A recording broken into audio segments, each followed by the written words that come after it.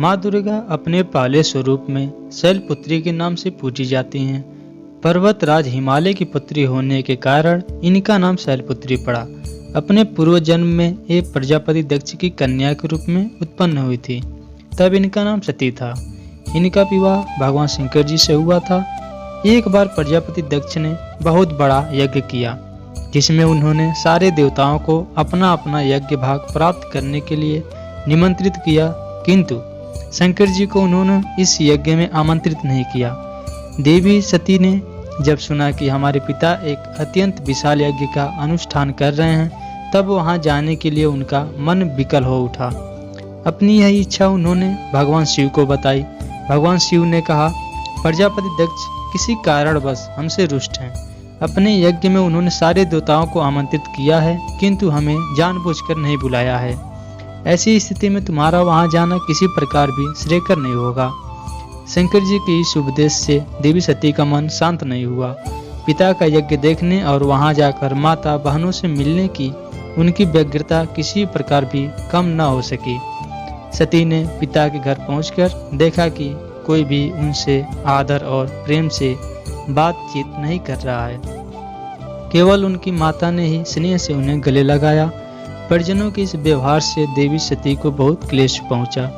उन्होंने यह भी देखा कि वहां भगवान शिव के प्रति तिरस्कार का भाव भरा हुआ है।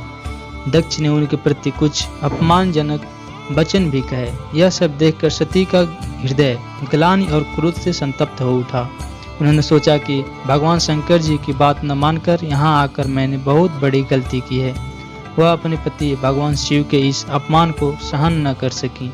उन्होंने अपने उस रूप को तत्काल वहीं योगाग्नि द्वारा जलाकर भस्म कर दिया।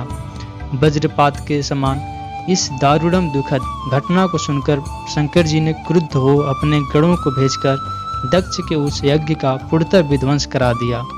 सती ने योगाग्नि द्वारा अपने शरीर को भस्म कर अगले जन्म में शैलराज हिमालय की पुत्री के रूप में जन्म लिया। इस बार वह शैलपुत्री नाम से विख्यात हुई।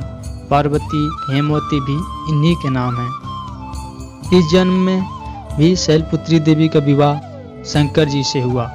माँ शैलपुत्री का वास काशी नगरी वाराणसी में माना जाता है।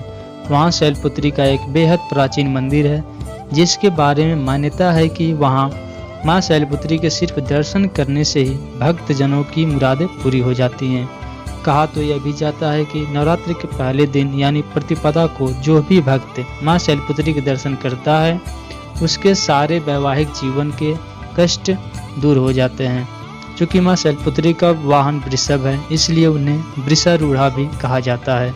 इनके बाएं हाथ में कमल और दाएं हाथ में त्रिशूल है। स्तोत्र पाठ। प्रथम दुर्गा त्वहि भवसागर तारिणी धन ऐश्वर्य दायिनी शैलपुत्री प्रणमाम्यहम्। त्रिलोचननी त्वहि परमानंद प्रदीयमान सौभाग्यरोग्यम दायिनी शैलपुत्री प्रणमाम्यहम्।